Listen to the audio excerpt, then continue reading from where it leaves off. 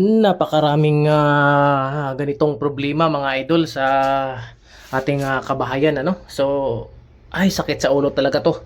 Kita mo mga idol, oh, kita mo basa, tuyo, you know. So yung tubig galing sa labas dahil nag-uulan na ngayon, basa. Pumapasok yung basa, moist o tubig dito sa loob. So, 'di ba? Ganito ba ang problema niyo mga idol? Ayan. So, ang gagawin natin mga idol,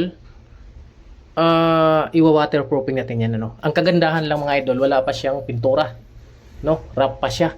So ito pinaka the best na lagyan ng waterproofing. So ang gagamitin natin diyan mga idol ay gagamit po tayo ng negative na waterproofing mga idol. Ang gagamitin natin diyan ay itong ano, Flexure. Ayan, Flexure na negative side flexible cementitious na waterproofing membrane. So ito yung gagamitin natin mga idol, yan oh. Ayan. So, dalawang component po siya mga idol. Paghahaluin lang natin yan mamaya. Sabihin, pwede tayong waterproofing sa loob ng bahay natin. I-make sure nyo lang mga idol na walang pintura pa. Ano? Kung may pintura man, tapos nagtutuklapan yung pintura nyo dahil sa pumapasok yung tubig sa loob dahil wala kang way na i-waterproofing dun sa kabilang side. So, negative ang ating gagamitin na waterproofing. So, sa loob yun mga idol. So, kailangan palitawin nyo yung wrap o semento talaga, no? So, yun mga idol. Yung ating gagawin today. So, hindi lang positive waterproofing. Pwede tayong mag-negative waterproofing mga idol. Yun. So,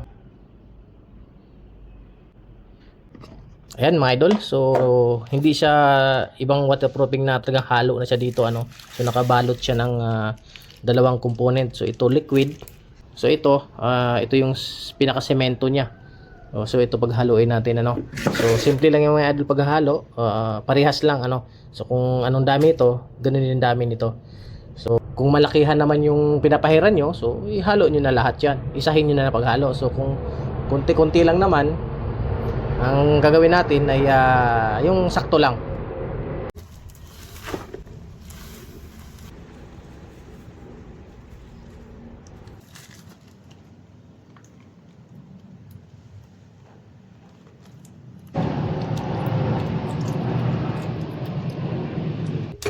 Haluin nyo lang mabuti mga idol ha.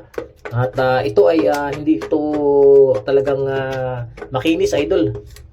Wrap lang po ang finish ng itong negative side na waterproofing ano.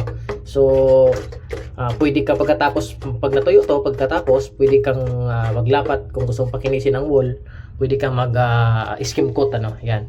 So basic lang to ipahid mga idol. Kuha ka lang ng paintbrush, ayan.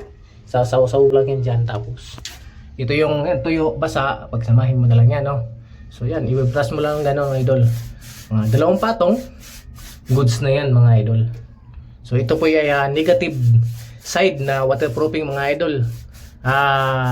Ito yung ginagamit pag wala kang access doon sa labas ano. Halimbawa nadikitan ka ng bahay na kapitbahay mo sa likod, hindi ka makapag-waterproofing tapos ganito nagli-leak, ay pahiran mo po ng negative side. Pero be sure lang mga idol na wala pong pintura ha.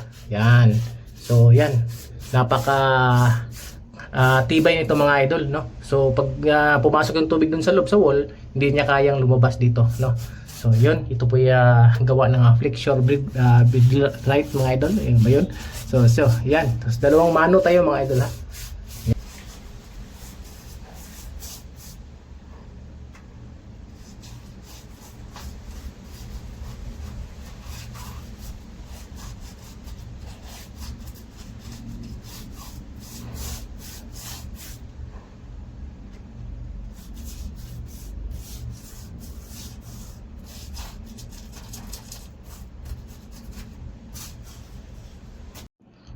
So ayun mga idol, naka first coating na tayo mga idol. Ayan. Yan. Ayan.